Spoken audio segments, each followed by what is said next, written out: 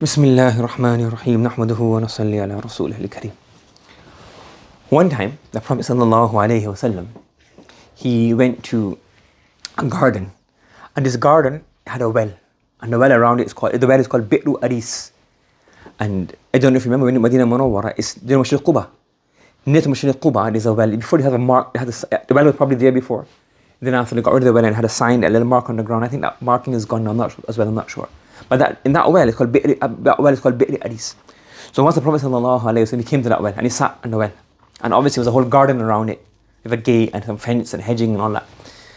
So Abu Musa al-Ashari radiyallahu ta'ala anhu, he was there. He came and he said, "Oh Prophet Allah, I'll stay here if anybody comes to see you. I'll open the door, close the door, let them in." So Abu Bakr radiyallahu anhu came first. Then Umar radiyallahu ta'ala anhu came first, second. Then Usman radiyallahu ta'ala anhu came. They all came in this order, one after the other. And when they sat, the Prophet sallallahu alaihi wasallam sat on this side of the well. Abu Bakr radiyallahu anhu sat on this side, and they had the feet in the water, like that, hanging over the well. You get it, like on the edge. So Umar was here, Abu Bakr was here, Umar was here. There's no space on this side, so Usman radiyallahu anhu, we went on that side. So then the person said afterwards, the Abu Musa, he said that أَوَّلْتُهُمَا قُبُورَهُمْ أَوَّلْتُهَا قَبُورَهُمْ أو كما قال. That the way they were sitting, I interpreted that real life incident, what happened in the world, was like a manifestation, and that became like a sign of how the qubur was, the graves. Because Prophet sallallahu alaihi wasallam, Abu Bakr, Umar, and Usman radiallahu anhu, his grave is in the Jannatul Baqi. So the way they sat that day, from there, as if Allah subhanahu wa ta'ala was showing us a thing of how it's going to happen in the future. So you can take real life events, and from there say, well, this is like a story or something that we learn. The reason I mention this is, again, before Mom passed away, I went, alhamdulillah, I had the honor of going to Umrah in January. And the rule is, you have to book to go in the Rawdah. Correct? If you don't book it on the app, they don't let you go in. But they also have a rule that you can't go within 365 days. If you went once, then you have to have 365 days to like 1 year. After 1 year elapses, then you can go again. Somebody said, I saw some message or some website said the rule had changed. I tried it, but then it couldn't go. So I just said, it doesn't matter, not really. I mean, we deprive of the Prophet ﷺ's rawdah, but you can make dua anywhere. Allah hears you anywhere. You can say Durood Sharif anywhere. And then they say, if Allah is not meant for you, don't go. You feel a bit disappointed, but it's not that you have to be there. If it's not destined for you, you can go anywhere. No. Allah can listen to the du'as anywhere. You can send the Salat al-Nabi from Prophet ﷺ anywhere. It doesn't have to be in one particular area. Correct? So I wasn't too worried. But then, obviously, Mum, she was like, oh no, we'll try this, try that. So when Ma passed away, we get a place behind of the Imam. So you have, on the left-hand side, you have the Rawdah. So not behind the Imam, but in that area. So you have an area here, in the middle of the masjid. On the left side is the Prophet's mimbar, right here. Prophet's mimbar is right here. And on this side to the Prophet's house is the Rawdah. And here to here you have a little space. That's where all the people who are with the janazah can come. Yes? And on this side then you have another barrier. And on this side, on that side, anybody can come on that side. And Abu Bakr radiallahu anhu's qawkha, his house basically is that side. Yeah? So the last part is the mimbar is here. And then right here you have a barrier. Correct? So when Mum passed away, and we got a chance to go inside of that area. So I saw there's a little space. It wasn't in the Rawdah, but it's very close to the Rawdah. Very close to the Rawdah. So the same way the Sahabi said that I saw the Prophet ﷺ where he sat, where the Abu Bakr sat, Umar sat. I took it as a lesson or a moral interpretation of how the grave is going to be.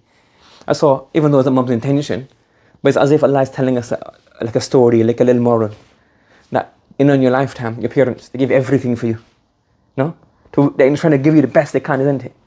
So in my life, my mom tried to give me everything. Not only me, my brothers, my sisters, grandchildren, trying to give us everything that they can. So it wasn't her intention.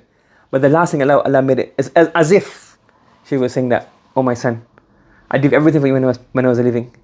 And when I'm dying now, you can't go to the Rawdah, but I give my life in such a way that now I can get you as close as you want to the Rawdah. So that's the last thing I can offer you. Yes?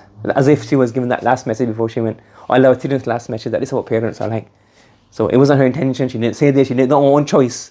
But it's almost like Allah telling me a thing. No, your parents give everything for you. So the last thing she could do was, you can't get a chance to go to the Rawdah because you've been in January.